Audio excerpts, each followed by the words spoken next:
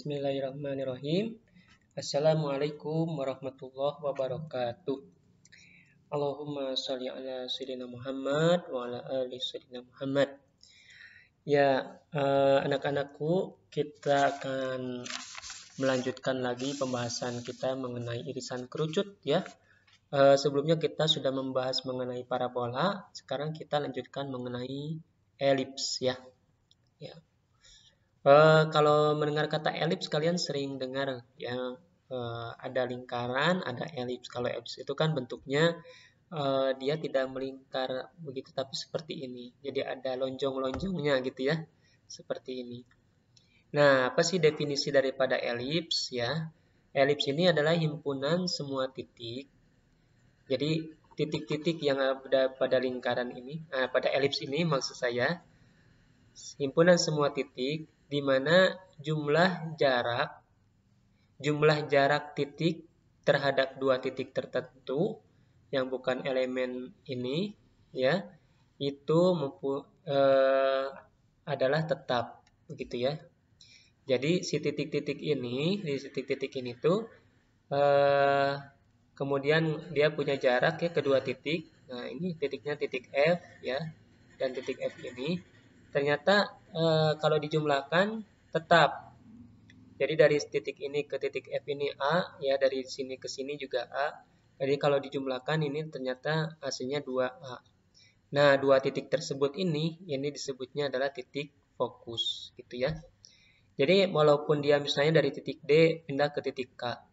Di titik K juga ini K ke F1 ya, dan K ke F2. Ini kalau dijumlahkan jaraknya jadi 2A. Jadi KF1 ditambah dengan KF2 juga jaraknya, jumlah jaraknya adalah 2A. Kemudian ke titik ini misalnya di sini ya, dari titik A ini ke F1 ditambah dengan A ke F2 itu jaraknya 2A. Jadi semua titik-titik yang ada di sini itu kalau ditarik garis kedua titik tersebut ya, kedua titik itu F1 dan F2, jumlahnya selalu 2A begitu ya. Nah, makanya jadilah terbentuklah elips ya. Oke, jadi jumlah jaraknya tetap 2A. A-nya lebih besar daripada 0 ya. Nah, kemudian jarak antara F1 dan F2 sendiri ya, ini adalah 2C. Karena ya dari F ini ke titik pusat ini C. Dari titik pusat ke F2 juga C. Jadi antara F1 dan F2 jumlahnya itu 2C. Kemudian titik P, misalnya di sini ada titik P ya. Titik P, X, Y adalah titik sebarang pada elips. Sehingga berlaku ya sudah ya. Jadi titik P juga ke F1 ditambah P ke F2 jumlahnya adalah 2A. Begitu ya, 2A. Kemudian ini adalah elips ya. Elips ini yang mempunyai titik pusatnya di O 0,0. Kemudian fokusnya tadi ya, ini F1, ini koordinatnya ini adalah min C,0 dan C,0 ya. Ada 2. Atau seringkali dituliskan bahwa titik fokus itu kok jadi ke situ. Nah, jadi sering dituliskan titik fokus itu koordinatnya adalah F itu koordinatnya adalah plus minus C,0. Nah, gitu. Lebih simpelnya gitu ya. Titik fokus itu plus minus C,0. Nah, kemudian ada lagi yang disebut dengan sumbu mayor dan sumbu minor. Sumbu mayor dan sumbu minor. Kalau sumbu mayor ini yang panjang dari titik A ke titik B, ini adalah sumbu mayor ya. Sumbu mayor ini adalah panjangnya 2A ya. A ke B ini jaraknya 2A. Oke. Dan ini disebutnya titik puncak. Titik A ini dan titik B adalah titik puncak. Atau seringkali dituliskan kalau titik puncak itu adalah seperti ini. Kalau tadi F itu plus minus C, kalau titik puncak itu adalah plus minus A.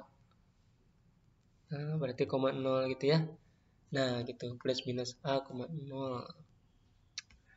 Kemudian, oke, sumbu mayor ini tadi ya. Sumbu mayor ini panjangnya 2A ya. Oke, sumbu mayor ini adalah 2A. Jadi panjang sumbu mayor merupakan jumlah jarak tetap. Ya, tetap selalu 2A. Oke. Kemudian, ini gambar yang sama yang tadi ya. Sumbu minor. Nah, sumbu minor, kalau tadi mayor itu yang ini, mayor itu yang panjang, kalau minor yang pendeknya ini. Dia tegak lurus terhadap sumbu mayor ya. Nah, ini panjangnya adalah 2B. Kenapa 2B? Karena dari O ya ke D ini B. Dari O ke C ini juga B. Begitu ya. Nah, jadi kalau dilihat ini ada kalian bisa perhatikan di sini ada C. Kalau C ini adalah tadi apa? Jarak ke titik fokus ya dari O, ini C. Kemudian ada B, ini B ya. B itu yang ini, yang vertikal, ini B. Nah, ini C. Nah, ini C. Nah, ini A. Ini A. Kalau perhatikan ini adalah segitiga siku jelek. Jelek ya. Jadi ini segitiga siku-siku ya. Nah, kalau segitiga siku-siku maka nanti berlaku hukum Pitagoras ya. Kemudian sumbu utama itu tadi udah ini ya sumbu utama. Oh ya. Tadi ada sumbu mayor, ada sumbu utama. Kalau sumbu utama ini berarti 2C ya. Sumbu simetris yang melalui F1 dan F2 adalah sumbu X. Oke, transfer aksis seperti ini. Kemudian sumbu sekawan, sumbu simetri yang merupakan sumbu F1, F2. Ini sumbu aja ya.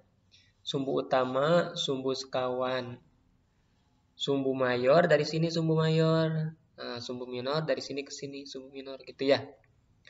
Oke. Kemudian titik puncak. Nah, ini udah dibahas tadi ya. Titik puncaknya ini ya min A, 0. Kemudian jadi titik puncak itu ada titik potong elips dengan sumbu mayor dan titik potong sumbu elips dengan sumbu minor ini. Berarti ada 4 ya. Ini titik puncak elips. Ini juga titik puncak. Tapi biasanya kalau yang ditanyain itu yang ini biasanya. Yang di sumbu mayor ya. Kemudian latus rectum. Apa itu latus rectum? Sebentar, ini layarnya kurang ke bawah. Saya turun ke bawah. Set. Nah, oke ya. Latus rectum adalah garis vertikal yang melalui fokus F1 dan F2. Tegak lurus sumbu mayor dan memotong elips di KLMN. Jadi KL dan MN adalah latus rectum. Berarti ini latus rectum. Ya. Jadi latus rectum itu dia sejajar dengan sumbu minor ya. Dan dia melewati titik fokus ya. Ini juga melalui titik fokus. Nah, panjang latus rectumnya sama ya, yaitu 2B kuadrat per A. Nah, ini yang perlu kalian catat ya. Kenapa ini? Ctrl P. Ya, kadang-kadang begini ya. Ctrl P. Sip. Nah, ini 2B kuadrat per A. Ini adalah panjang latus rectum. Oke.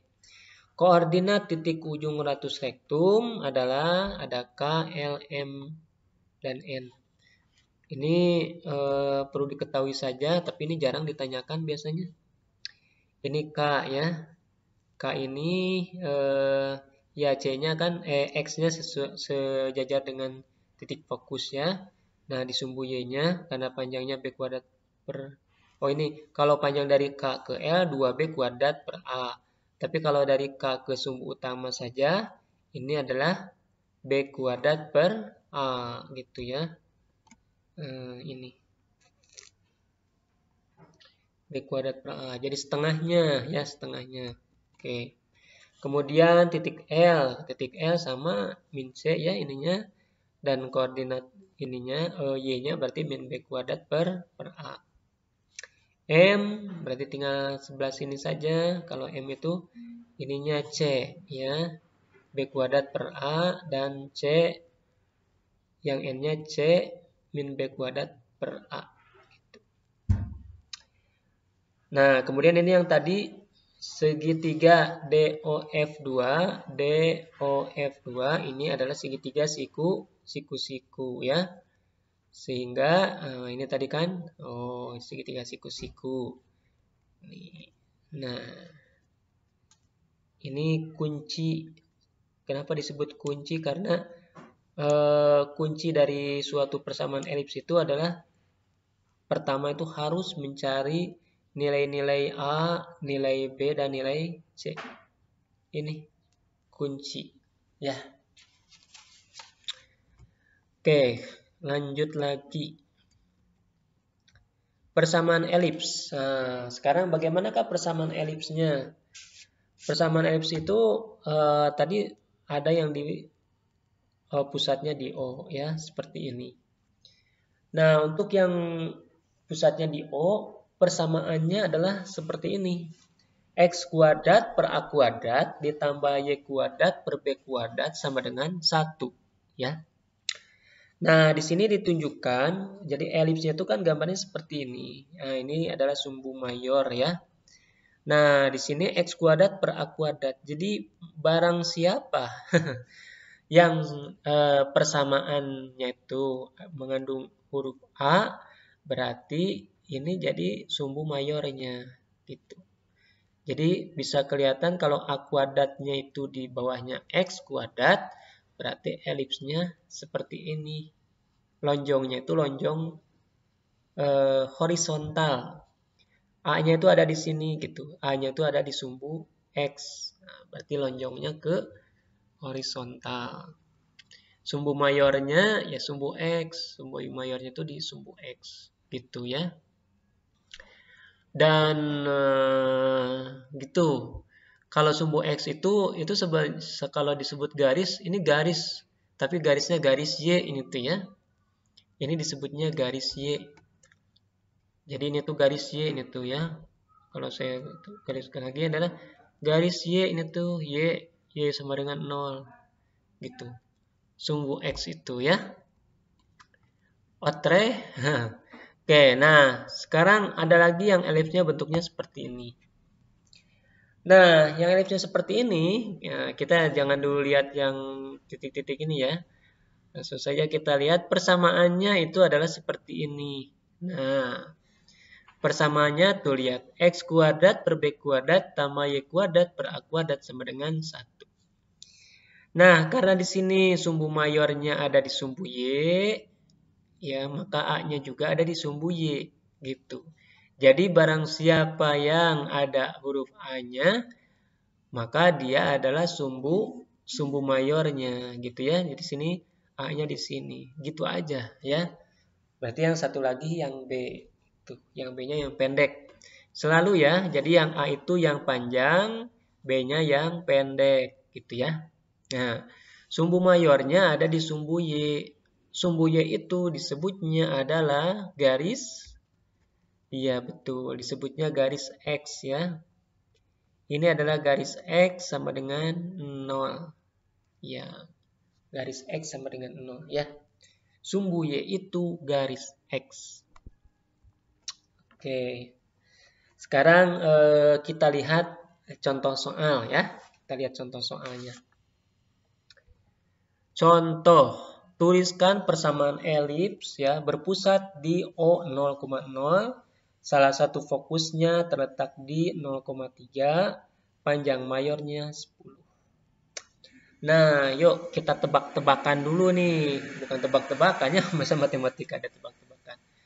Jadi kalau seperti ini berarti dia itu elipsnya lonjong di sumbu X atau lonjong di sumbu Y. Caranya adalah kita melihat di sini nih.